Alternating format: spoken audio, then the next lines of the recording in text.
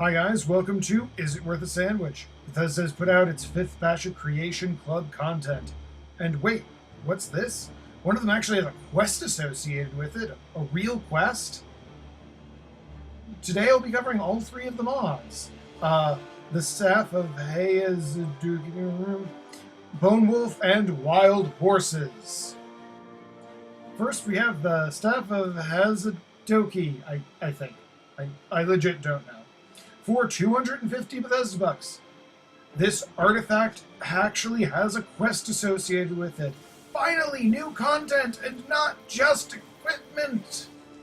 During this quest, you track down bandits staking out a trade route, stop an ambush, and battle a group of necromancers. In an area, admittedly, that already existed within the game, but still, it's something. The quest was alright. A step in the right direction. And there's a lot of fun, fluff journals that you can read if you're willing to look for them. After defeating the necromancers, you are rewarded with the Staff of Hayazuduki. It casts Soul Trap for 60 seconds on a target and causes knockback, as well as putting up a ward spell whenever you're not casting. I had a lot of fun pushing people around with the staff, and the ward it puts up is very useful against casters and dragons, and basically anything throwing spells or energy at you. The staff, however, does win Joe's award for item most likely to give you a headache in real life. The Staff of Hayazuduki is quite useful, but I'm probably never going to use it. Maybe if you play in third person, the effects won't be quite so bad. But, yeah, no, this is something I'm going to put into a box and probably forget about. The sad fate of many artifacts in the Elder Scrolls series. Next, for 200 Bethesda bucks, is Bone Wolf, another invulnerable pet for your collection. First head west of Winstead Manor. That's where I live. I don't want necromancers hanging around my neighborhood. Bring back all the things I kill. It's unsanitary, I say. Let's get this settled quickly. After dispatching the necromancers and 2 other bone wolves, you eat a bone or something. I'm not 100% sure what happened here, but now you have a new dog that's dead. Yay! Your bone wolf lets you do 25% more damage against undead, and like the other pets, is invulnerable and comes with its own summoning spell. I don't like the Bone Wolf as much as the other pets. His animations are great, but I think he's a little gross. My girlfriend thinks he's really cute, so there's that. So my house is getting pretty full. Arachnia, are you allowed on the table? Down! Bad spider. I think I'll send you to Falkreath. They like dead things there, and dogs. You'll fit right in. Unless you really want an undead wolf as a companion, I would pass on this one. Finally, we come to Wild Horses for 500 Bethesda bucks. This mod, if you could not have guessed, adds wild horses to the hills and forests of Skyrim. You can purchase a journal from Skullvar Stablehilt that tells you the general location of these wild horses, and you'll have to stumble across or find them yourselves. It does recommend using a detect magic spell, but I didn't find this particularly useful. Unless you're really focused in alteration magic, the detect life spell just doesn't last long enough for it to be that helpful in this situation. So we're going to set out to try and find the spotted gray horse located north of Markarth. We'll just head off and... an elder dragon. Well, we'll just make quick work of him. Huh. Alright then. Oh, hey, I found the spotted gray. A second attempt later, and this time it was just a regular dragon vampires and a saber cat. After that, I have found and tamed the spotted gray horse. This is when I found my favorite part of this mod. That is the best, worst animation I have ever seen. I could watch this all day.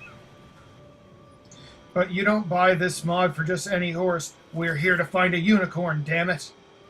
First, we head to the College of Winterhold in the Arcanium, where you find a journal detailing how a researcher, tired of studying mud crabs, set out to find a unicorn and its last known location. I don't know why they just left his journal lying around, but there you go. Helpful for us, I guess.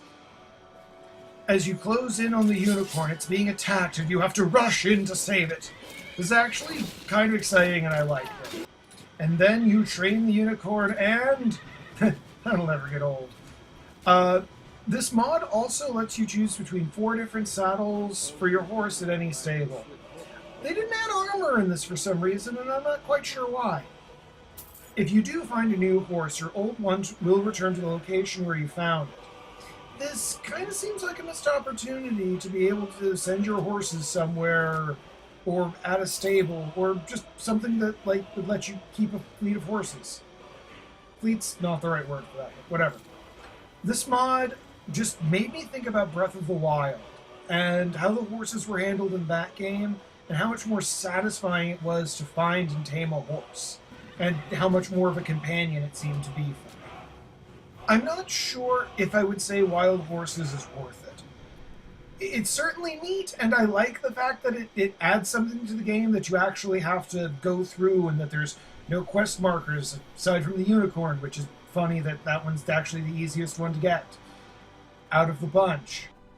So it's been a year since Bethesda's put out content for Skyrim through the Creation Club, and it's kind of a shame that there are only 3 mods I would recommend running out and grabbing to really enhance your gameplay experience.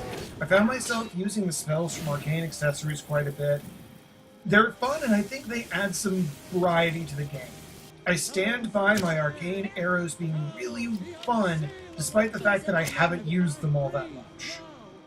And rare curios, it's now always exciting to see one of the Khajiit merchants, to just see what new, fun, and rare things that they're going to have. But, these 3 are the only 3 I would say definitely pick these up. They're great. And it's funny that they're 3 of the cheapest ones.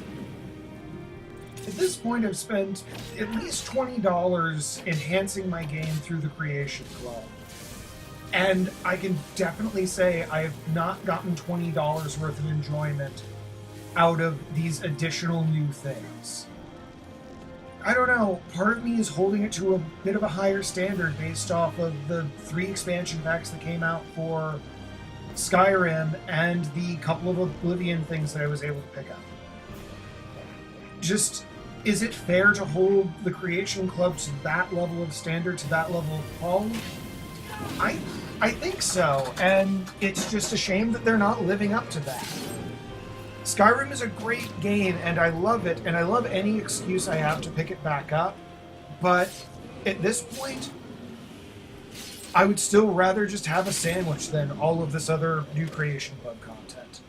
So, what do you guys think? Have you tried any of this stuff? Do you plan on trying this stuff? Have I talked you in or out of picking up any of this content? Let me know in the comments. Also, let me know what your favorite sandwich is. And I'll see you next time, because they'll probably put out more of this stuff.